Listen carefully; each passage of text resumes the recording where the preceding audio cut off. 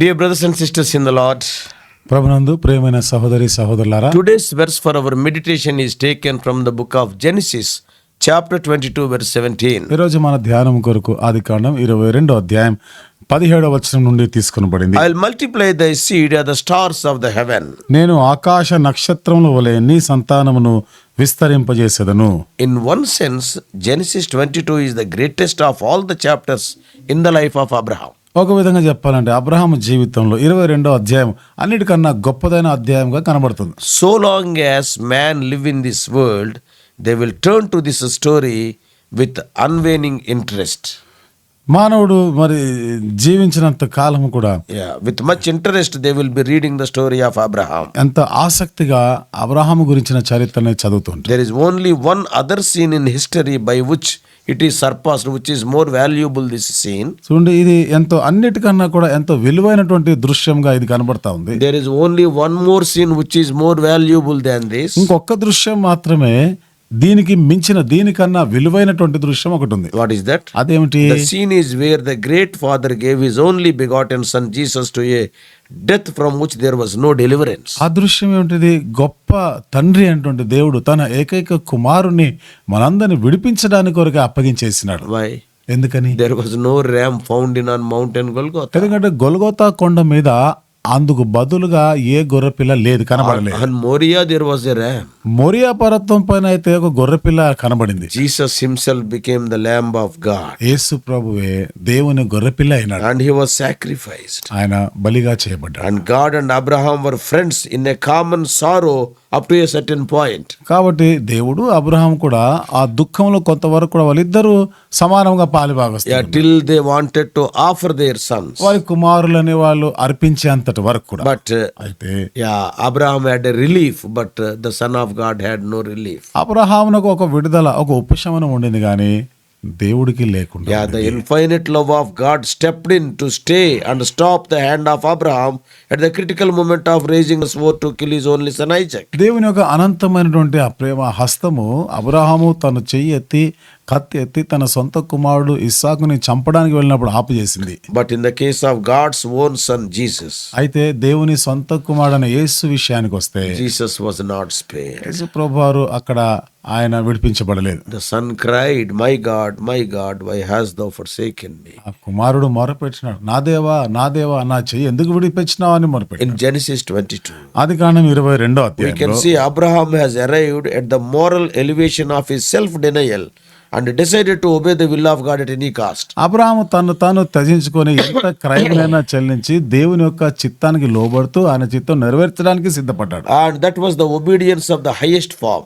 అది ఆ విధేయత ఎంత ఉన్నతమైనటువంటి స్థితిలో విధేయత చూస్తున్నాం. Not having children is one thing, పిల్లలు లేకుండా ఉండడం అనేది ఒక విషయం. but having only one son who was born after much waiting in old age and offering that son as a burnt sacrifice with his own hands, it is some other thing. ఎంతో కాలం ఎదురు చూస్తూ వృద్ధాప్యంలో పుట్టిన ఏకైక కుమారుణ్ణి తన సొంత చేతులతో బలిగా అర్పించబోవడం అనేది మరొక సంగతి. That is a resultant pain and agony are unbearable. కాబట్టి దాని వలన వచ్చేటువంటి నొప్పి, వేదన, బాధ అది భరించలేని. Abraham loved Isaac more than all. Abraham అందరికన్నా ఎక్కువగా ఇస్సాకును ప్రేమించిన. We see the Abraham's life. Abraham జీవితంలో మనం చూస్తాం. His life starts with a call of God in Genesis chapter 12.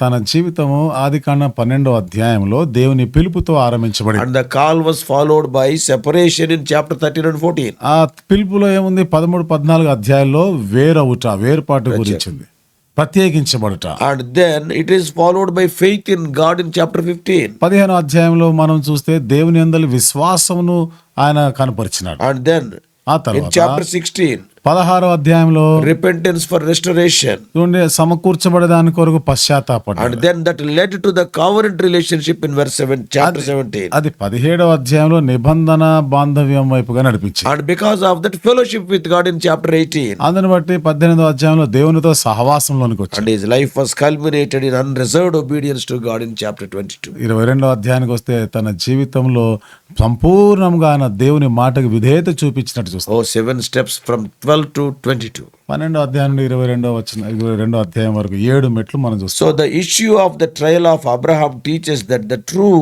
God does not demand a literal human sacrifice from his worshippers like Ammonite god Molech. అబ్రాహాము జీవితంలో ఉన్నటువంటి పరీక్ష ఏం చూపిస్తుందంటే దేవుడు ఎప్పుడైతే కోరుతున్నాడో బలి అర్పించమంటున్నాడో అమోరీయులు మిగతా అన్య దేశస్తులైనటువంటి వారు మానవ బలిని Ammonites. అమోనీయులైనటువంటి వారు. Ammonites, Molech is their god. అమోనీయులకైతే మొలేకు అనేది వాళ్ళకి దేవత. And Ammonite god Molech demands human sacrifice. మరి అమోనీయుల దేవత అయినటువంటి మొలేకు మానవ బలిని కోరేది. Literally, human beings, children were offered. అక్షరార్థంగా తమ పిల్లలని బలి అర్పించేవారు. But the context of the trial of Abraham, what it is అదే telling, అబ్రాహాము పరీక్షించబడినప్పుడు ఆ సందర్భం ఏమిటి?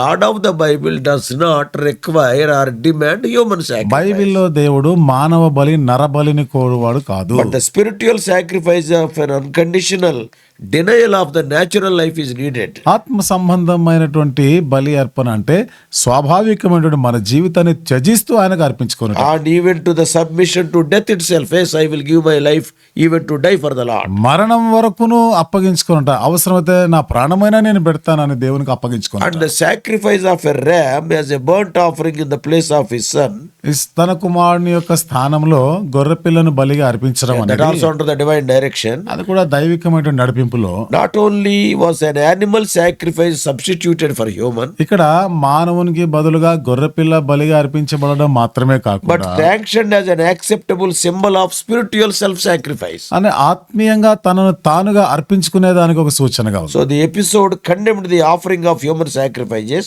కాబట్టి ఇక్కడ ఉన్నటువంటి ఈ సన్నివేశం అనేది మానవ లేదా నరబలిని అది ఖండిస్తా ఉంది. And also it proved that it is an ungodly and heathen method. అది భక్తిహీనమైనది, మరి అన్య ఆచారం అనేది కూడా అది రుజువుపరుస్తుంది. So this event acquired prophetic importance in relation to the church of the Lord.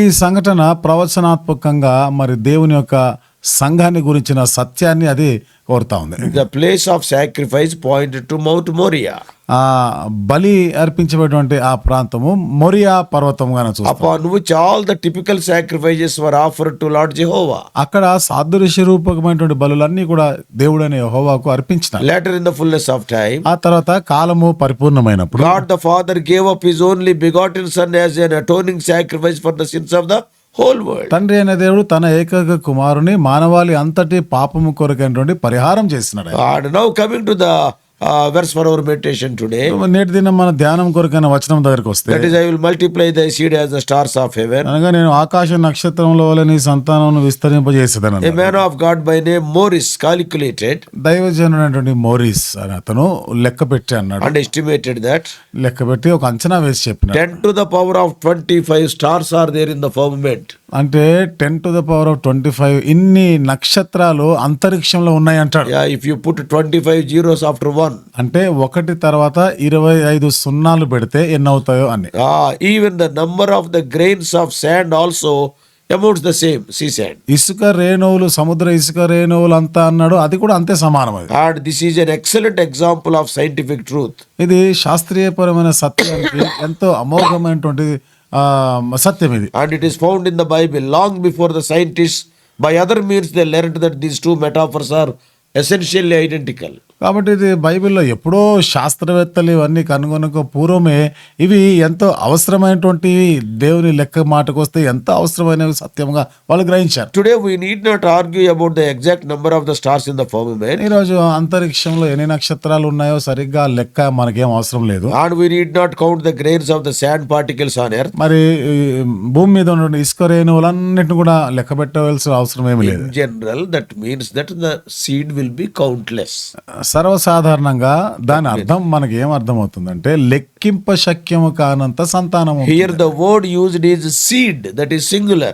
ఇక్కడ చూడండి Not seeds, plural. ఇక్కడ సంతతి, సంతానాలు కాదు. సంతానాలు కాదు, బహువచనం చెప్పలేదు, సంతతి అన్నాడు ఏకవచనంలో. How futile are the devices by which critics apply this is a plural sense. Many people say that it is plural. చాలా మంది విమర్శించే వాళ్ళు ఏమంటారు, ఇది బహువచనం ఉంది అని చెప్తుంటారు. I don't know why they make this clear prophecy as a lie. ఎందుకని వాళ్ళు ఇంత ఈ స్పష్టమైనటువంటి ఈ ప్రవచనాన్ని ఒక అబద్ధంగా So చెప్తున్నారు? God spoke about seed means Isaac and in turn to Lord Jesus దేవుడు Christ. సంతతి అని ఏ మాట ఉపయోగించారంటే అది ఇస్సాకుని గురించి, అందుకు బదులుగా యేసుక్రీస్తుని గురించి ఉపయోగించారు. Yeah, Abraham had other fleshly children through Hagar and Keturah. అబ్రహాముకి హాగరు కెతురా ద్వారా శరీర సంబంధమైనటువంటి సంతానం ఇంకా చాలా మంది ఉన్నారు. But they are not included in this seed. అయితే వాళ్ళు ఈ సంతానంలో, ఈ సంతతిలో వారు చేర్చబడలేదు. The seed is through Isaac and that is Lord Jesus. ఇస్సాకు ద్వారా వచ్చిన సంతతి అదే యేసుక్రీస్తు ప్రభు. And also Isaac is one of the greatest types of Lord Jesus Christ in the Old Testament. కాదు, ఇస్సాకు పాత నిబంధనలో యేసుక్రీస్తు ప్రభు వారికి ఒక సూచనగా ఉన్నాడు, Madhuri. మాదిరిగా ఉన్నాడు. In the same verse 22:17, అదే వచనం 22:17 it is promised that ఇక్కడ వాగ్దానం చేయబడింది. the seed will possess the gate of his enemies. కాబట్టి ఈ సంతతి శత్రువుల గవిని స్వాధీనపరచుకుంటారు. It is to be noted that his enemies, his means singular. తమ శత్రువు, మళ్ళా చూడండి ఇక్కడ ఏకవచనంలో ఉపయోగించినాడు ఆ మాట. It is not their enemies. వారి శత్రువు అనడంలే, It is always singular. ఇది ఎల్లప్పుడూ కూడా ఏకవచనంలో So ఉపయోగించారు. it is worthy to note that the same promise is given to the church in Matthew 16:18. కాబట్టి ఇదే వాగ్దానం మత్తయి సువార్త 16-18 సంఘానికి కూడా ఇవ్వబడినటువంటిది. Jesus Christ said, యేసు ప్రభు వారు చెప్పినారు, on this rock ఈ బండ మీద I will build my church. నా సంఘమును నేను And కడతాను, the gates of hell shall not prevail against it. పాతాళ లోక ద్వారములు దానికి విరోధంగా నిలవనేరు. So before I close, కాబట్టి నేను ముగించే I ముందు want to mention about the 4 kinds of seeds of Abraham in scriptures. లేఖనాల్లో 4 రకాల అబ్రహాం యొక్క సంతానం గురించి నేను చెప్తాను. One is మొదటిది natural seed. స్వాభావికమైన సంతతి. That is అదేంటి? the physical descendants of Abraham. అబ్రహాముకి మరి శరీరం ద్వారా వచ్చిన సంతానం. All the children of Sarah, Sarai Hagar పిల్లలందరూ, and Keturah. హాగరు, కెతురా పిల్లలందరూ. Secondly, రెండవది natural spiritual seed, mixture. ఇక్కడ స్వాభావికమైన ఆత్మీయమైనటువంటి కలయికతో ఉన్నటువంటి సంతానం. What does it mean? అదేంటి దాని అర్థం? Yeah, they are naturally born, but they believed in him. వాళ్ళు స్వాభావికంగా పుట్టినవారు కానీ ఆయన యందు విశ్వాసం ఉంచినారు. Naturally born, but later became spiritual. వాళ్ళు సహజంగా వాళ్ళు పుట్టినవారు, తర్వాత ఆత్మీయులైనారు వాళ్ళు. Thirdly, మూడవది spiritual seed.